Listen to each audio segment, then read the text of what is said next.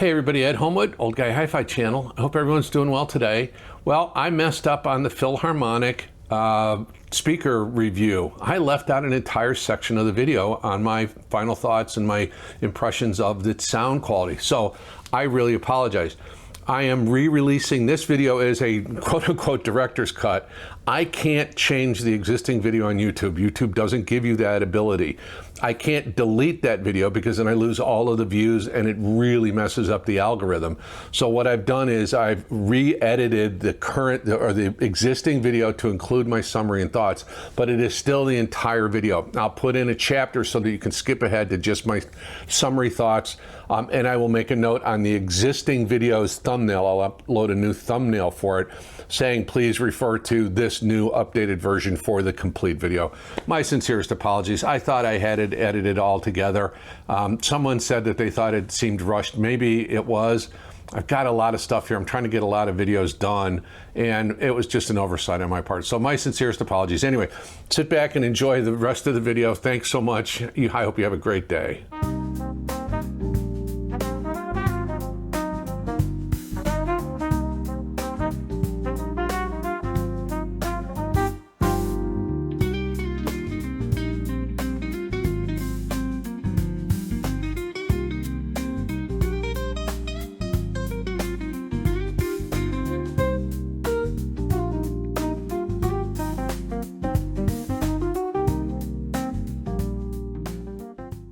Well, before we get started, nerd alert. This is going to be an interesting video from the standpoint of I'm going into a lot of technical aspects of the speaker system, including the Purify woofer, the balance mode radiator, mid-range drivers, and the AMT tweeter, plus the Linkwitz-Riley crossover network. So just as a word of warning, I will put in chapters. So what is the Philharmonic HT Tower? Well, it is about a $4,500 current price, obviously tower speaker.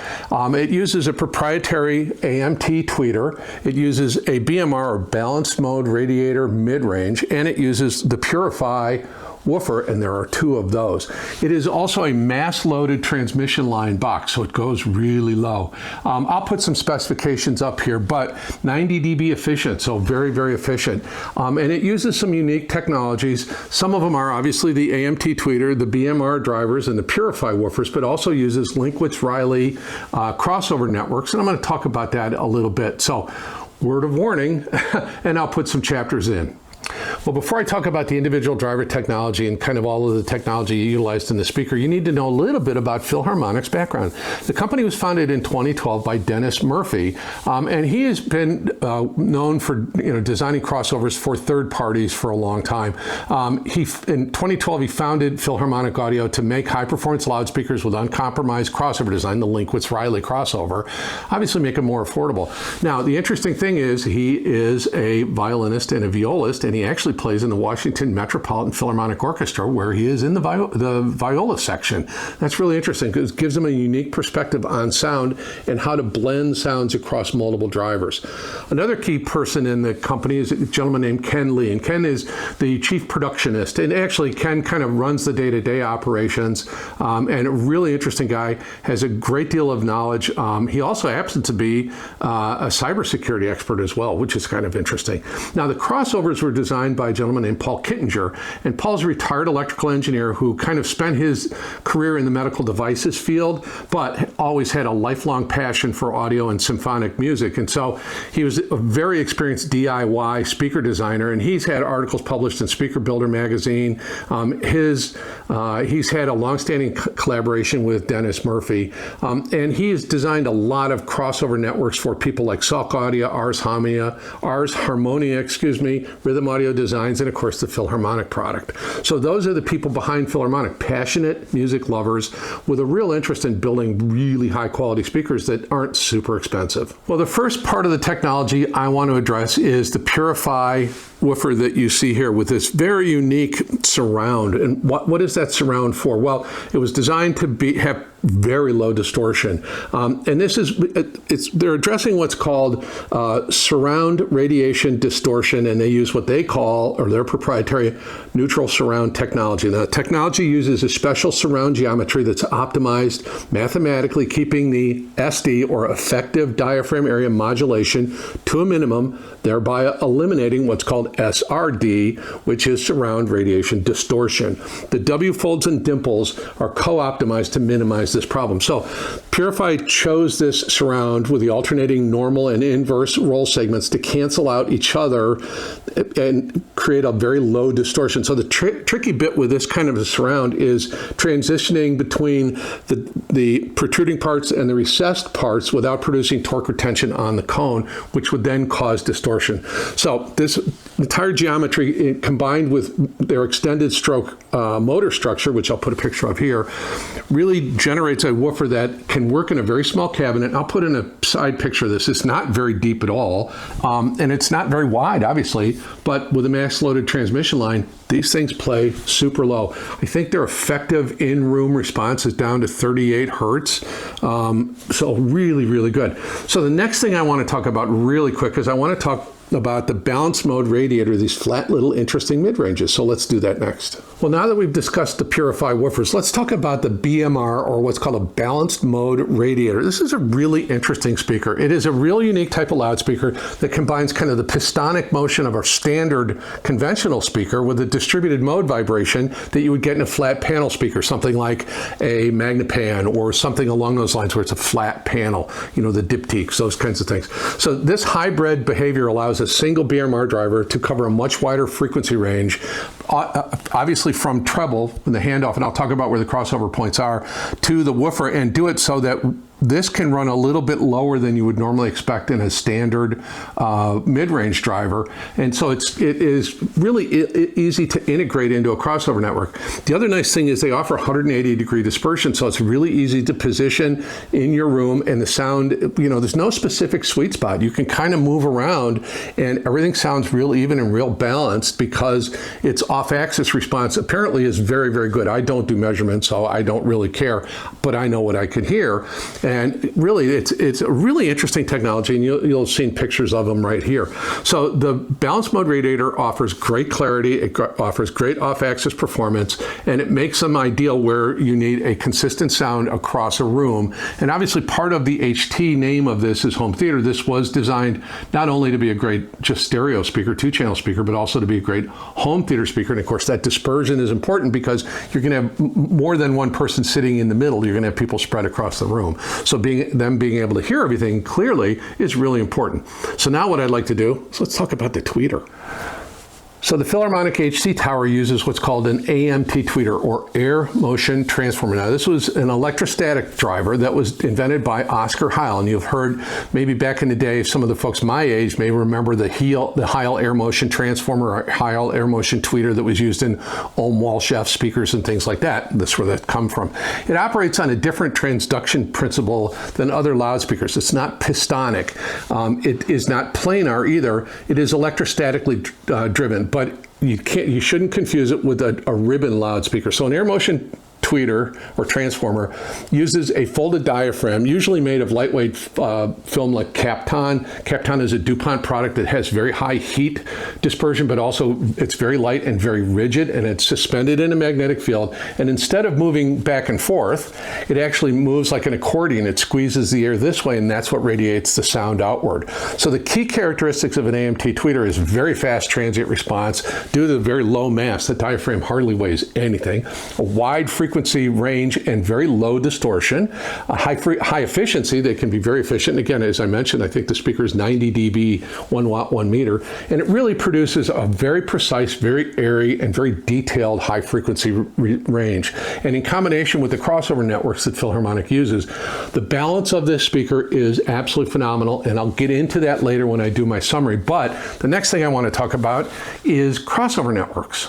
So Dennis, Paul, and Ken all believe that a really good crossover network is super important to the performance of a speaker, and I apologize, I don't have any pictures of it.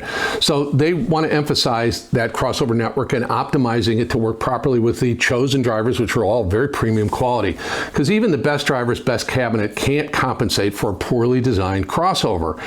So what they use is a second order Linkwitz-Riley crossover at 700 hertz. Now this second order means it's 12 dB per octave. So you'll see on the chart here, First order is 6 dB per octave, second order is 12 dB per octave, and a third order would be, in that case, 18 dB per octave, but rarely, that's not used quite as frequently. But a fourth order is 24 dB per octave, and then you can go even higher and get up to 36 dB per octave.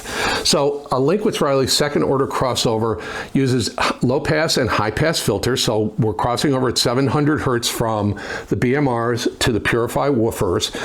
Both filters are at -6 dB at the crossover frequency. So it's a very smooth handoff. But the outputs are 180 degrees out of phase. So one driver, usually the woofers, are actually wired or polarity inverted, which is kind of interesting. Well, obviously, then it brings everything in phase. When acoustically summed, the result is a flat frequency response. And I'll put in a picture of one of the graphs from Philharmonic's website showing the frequency response for this speaker. I'm not big on that kind of stuff. Again, I use my ears to measure the sound, not equipment, but you guys might be interested, and I certainly understand it. So that picture will be there. So this second order, Linkwitz-Riley second order, is a pretty common passive design. And it's, you know, where you want the driver and the filter slopes to combine to form a really nice, smooth, desired response. So then we're going to talk about a Linkwitz-Riley fourth order crossover. So Linkwitz-Riley fourth order crossover, that uses 24 dB per octave slopes, and that crossover point is at 3,800 hertz. So this is a really commonly used crossover. It's used in really good, high quality, high fidelity, kind of high end speaker systems. It offers excellent phase coherence, a good symmetrical filtering, and a very flat summed frequency response. And again, you saw and I'll insert it again, the frequency response measurements from the manufacturer. So 24 dB per octave. It's both a high pass and low pass, again, are at 6 dB per octaves at the crossover point, so they blend smoothly. Each filter induces a phase shift, so no polarity inversion is needed. We don't need to wire these drivers out of phase with one another. And when you sum the outputs, it's a perfectly flat through the crossover point. So time alignment, acoustic centers of the drivers must be time aligned, and that's why they're so close together. That gives you that time alignment, for the best results. And it does. It yields an amazing sound quality. So what I want to do next is talk about how I tested these, some of the music I used, and then I'll give you my final thoughts. So, how did I test the Philharmonic HT Towers? I've had these for a couple of months. Despite what some people might think in the comments, I do take an awful lot of time to review product. Despite the way my videos come out, it's a non-linear process. So, videos that may come out now, I may have shot a month ago or 6 weeks ago. So, I do take an awful lot of time, and I have had an awful lot of time with these. So, I think I've really got a good idea. So, the way I tested them was fairly common for me. I used the Advanced Paris A12 Classic amplifier. That is a $4,000 Class AB dual mono amplifier with a full 12AT7 tube buffer in the preamp. Beautiful sounding unit. I also used my Cambridge Evo 150, which uses a Hypex Encore Class D module, but a fully Class A preamplifier section. Very good sound quality. I used the Black Ice Audio F22 with the Jim Fosgate Odyssey design circuit in it, and I used several different tube combinations. I used PS Vane UK KT88s. I used PS Vane Horizon KT88s.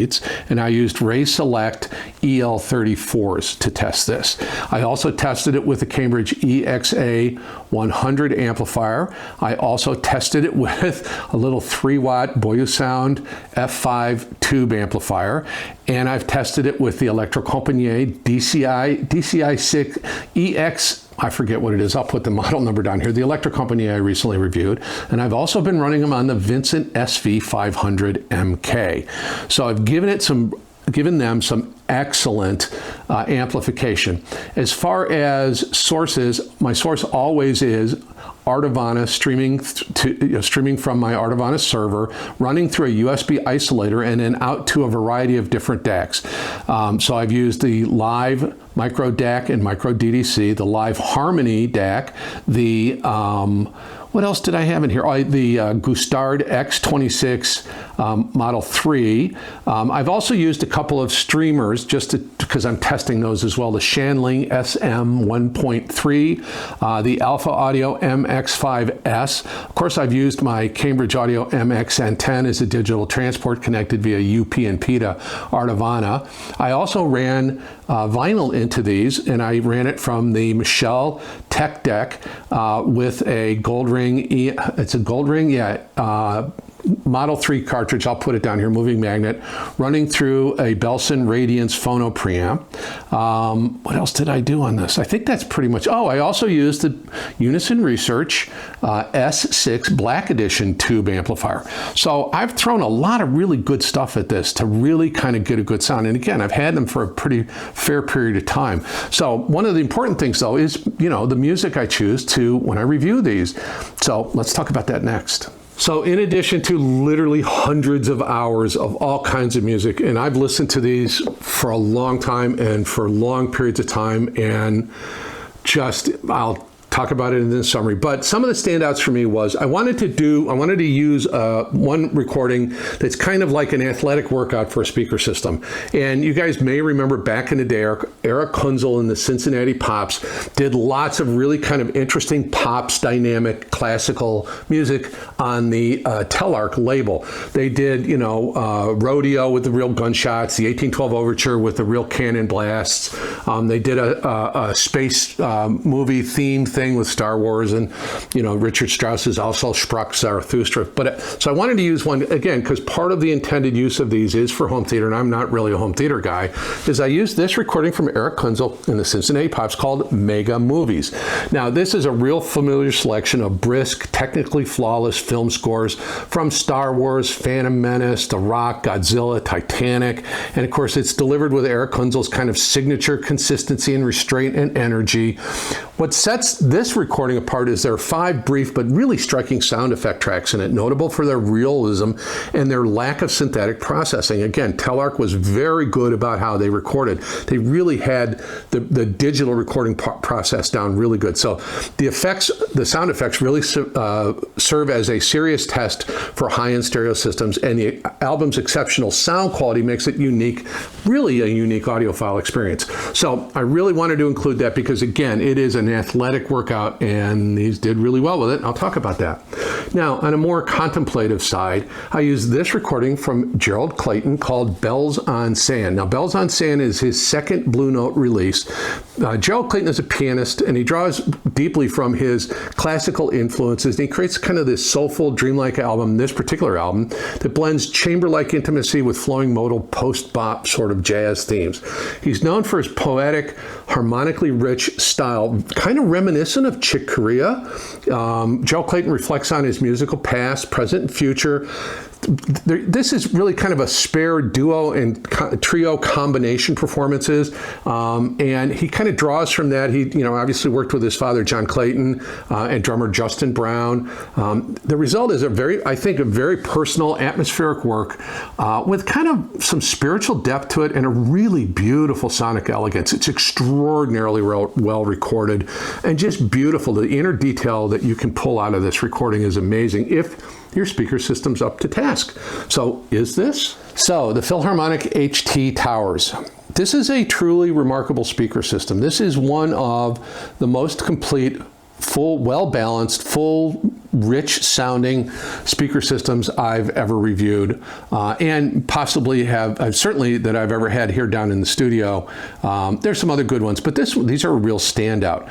The bass is remarkable. The balance, the transmission line, mass-loaded transmission line, along with these purified drivers, it produces really good bass. Now, they claim an in-room response of 38 hertz. I think it goes a little deeper than that in my room, but it's really authoritative. When I first hooked them up, I thought, did I leave the subwoofer on? And I hadn't.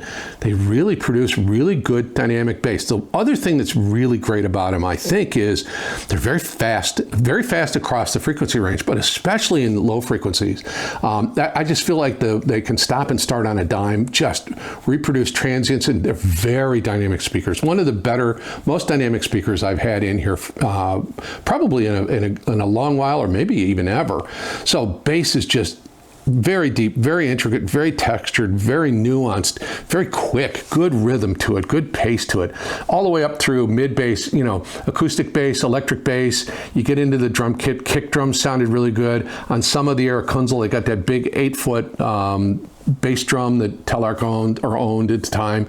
And then the mid-range, you get up into the, you know, snares sound accurate, and the buzz of the springs on the bottom of the snare that give it that kind of splashy sound. They were crisply defined. They weren't splashy sounding. It didn't sound like a splash. Really interesting.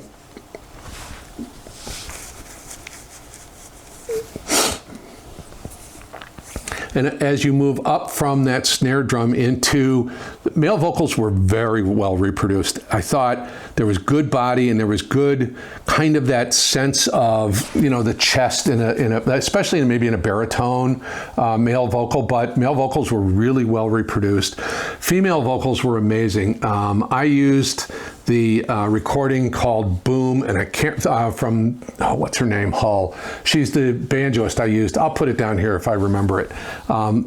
Is it Sierra Hull? Anyway, her voice was beautifully reproduced. The banjos, the pluck, you could hear the pick on her fingers, the hammer claw. You could hear that on the strings beautifully, and her mandolin tone was wonderful. And Gerald Clayton, the piano sounded so natural. Yeah, you know, as you get up the right end of the piano, and as one of my commenters recently pointed out, it's a kind of a flaw in most piano designs, and it's a compromise, because piano has one of the widest frequency responses of any acoustic instrument. And as you get up on the right hand, there tends to be a ringing. This didn't exhibit that as bad. It sounded very natural. It sounded very much like I was standing next to the piano. So very good in that response. And again, the mid-range was just sweet and delicate. Now, very detailed. Now this speaker, it is, if you put it on a warm amp, you'll get a warmish tone out of it. If you put it on a cold amp or a cool amp, you'll get a cool tone out of it. But no matter what you put it on, you get very good detail. That AMT tweeter just gives beautiful detail without ever really drawing a ton of attention to itself. So cymbal crashes were crisp and very well defined. Transients were beautiful. The edges of notes were just beautifully defined. Big swings, big dynamic transients were really well produced, and the decays and the sense of air and the sense of room were just absolutely magnificent. This is a really, really good speaker. And it just did a great job. Center image was absolutely perfectly focused. The image got well beyond the width of the speakers. Some of that is obviously the recording and the chain in front of it, but you give this a good quality signal and this speaker will deliver in spades really excellent sound quality. So the image was wide and broad and very, very well defined. Now, the Kunzel piece, you know, that's kind of mixed for, you know, it's not a traditional orchestral sort of recording, but I did listen to a lot of orchestral music, and I felt like the stage was very deep and very well reproduced, and instruments were well defined, not razor sharp defined, and that's fine for me. I just kind of want to really know, if I know they're kind of in this area, but I want to hear the tone and texture of that particular instrument, especially string instruments or woodwinds or things like that, and this really delivered it in an excellent fashion. So, highly recommended. The Philharmonic HT Towers, I think at their price, and I don't know what the current price is, we're in that kind of, you know, unknown zone economically right now when this is recorded. I think for their money, they're absolutely excellent built. The cabinets on these are absolutely marvelous. Just the finish is fabulous. Hopefully you saw that in the B-roll at the beginning of the video, but it's just a really well finished speaker. The other thing too, and you can't see it, I'll insert a picture, is they have the option of shipping with Gaia 2, Isoacoustics Gaia 2 feet and the outriggers and everything to do so. And I'll put a picture in, and that makes a big difference. So I really like the Isoacoustics Gaia feet for all of my speakers. Anyway, the Philharmonic HT Towers, highly recommended. Man, I wish everybody could hear these. They're that good. Well, I want to add something to my summary and my impressions of the speaker. And I thought what I would do is, and I think this is going to be a new piece I add to most of my reviews now, is kind of describe synergy. What systems worked really well together with this? I will say that the Advanced Paris A12 Classic and these sang. It was a magnificent combination. Absolutely, truly wonderful. And that was using not only the live harmony DAC, but I also used the internal DAC on the A12 running from a DDC reclocker, the Matrix XSPDIF 3 unit. That was a great combination. These did really well with tubes, both the Black Ice F22 and the Unison Research S6 Black Edition. Beautiful, just wonderful. Now, the S6 is a little cooler sounding than the Black Ice, but they both worked really, really well. The Cambridge EXA 100, very powerful, very ballsy, really good.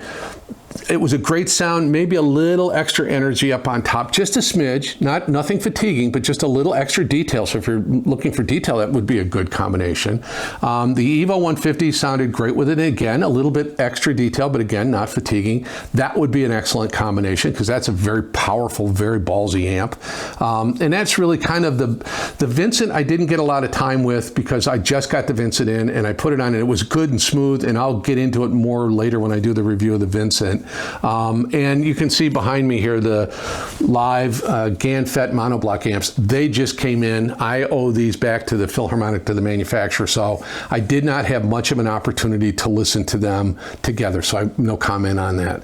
So anyway, that's kind of my little synergy portion of the summary. Well, hopefully you enjoyed the video. Hopefully you'd be willing to give me a like and your subscription. Thank you so much to my channel members and my subscribers and my viewers in general. Thank you, thank you.